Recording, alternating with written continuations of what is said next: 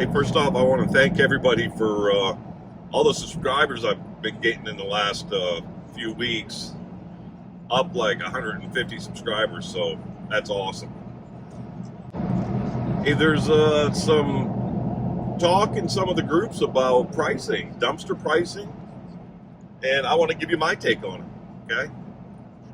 So I charge a certain amount for a certain amount of days, so like a 3-day rental, say, so I charge $425 for 3 days. I drop it off today, I don't count today, then I pick it up 3 days later. So Friday, pick it up Monday. I include 1 ton of weight. There's a lot of controversy on people saying, oh, you shouldn't include weight. Just pass that expense back on to the customer, blah, blah, blah. Well, in my area in Eastern Maine, people want to know, what's the price? How much am I going to pay? That's it. That's all they want to know. So with my rentals, I can tell them, hey, if you rent this for 3 days, I'm going to give you 1 ton of weight for free. If you go over that 1 ton, you do get some extra fees. But if you stay under that 1 ton, all you owe me is $425. Period. That's it. Now, why do I do that? Well, at $425, our average dump fee up here is, I'm going to say $175. So there's one place I can dump for $145. There's another place I can dump for I think it's $212 or something like that. It's like $200.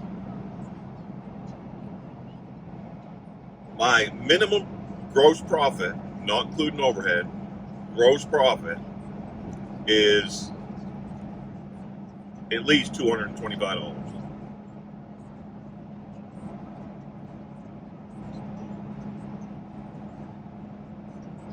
If they come in under a ton, that increases my gross profit. If they're, let's say, a half a ton, 1,000 pounds. So at the most, that's going to cost me $100 to dump it. So now I'm at $325. My average dumpster last year for residential was 0.8. Let's just call it 0.8. I think it was like 0.82 tons. So that just increases my profit. That also helps me protect myself if that customer flakes on me, doesn't want to pay the overages. I do my rental, I charge $425 for 3 days. I have other rental lengths, terms. Of course, they have to pay by card. They have to put the card on file. I'll deliver. The overweights, on the other hand, become problematic. I always send them an invoice, and I give them the opportunity to pay the overage invoice. However, if they don't pay it within 24 hours, I hit their card. It's all in my contract. But I've had a couple of instances where they blocked me.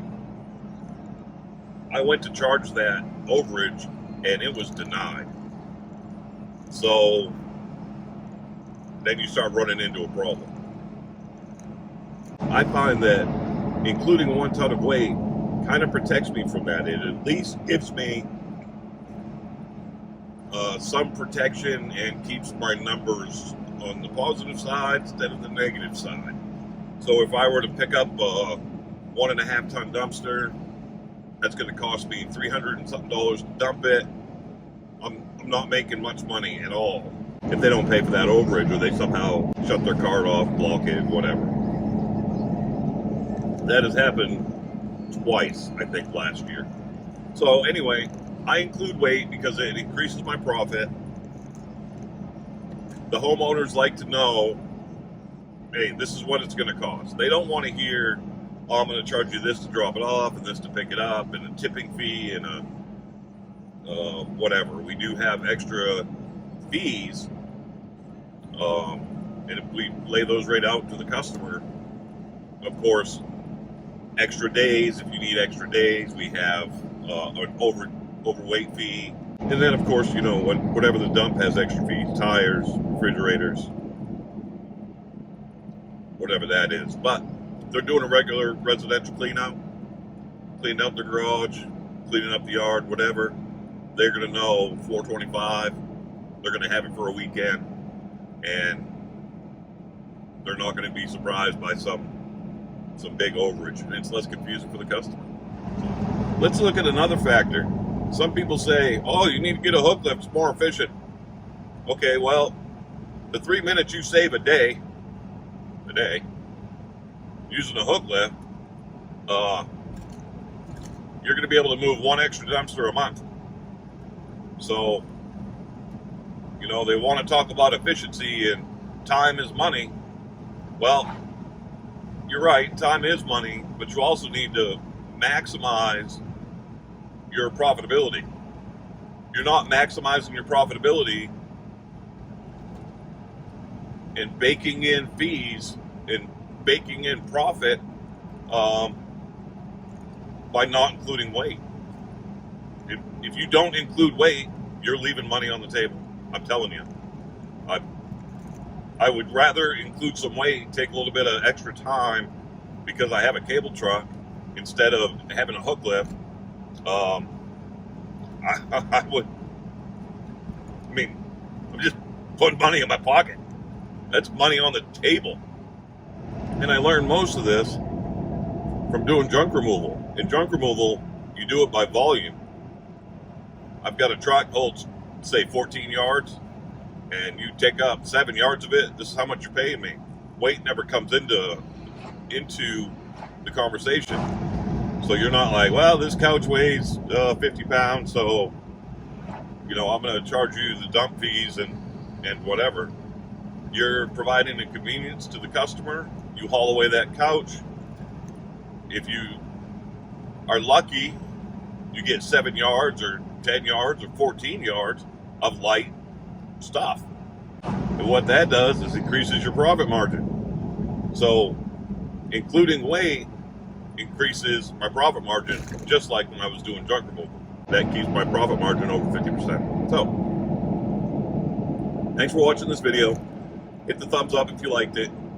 Comment down below how you do your pricing and what your thought process is. I don't care really what your pricing is, but do you add in weight? Do you include weight?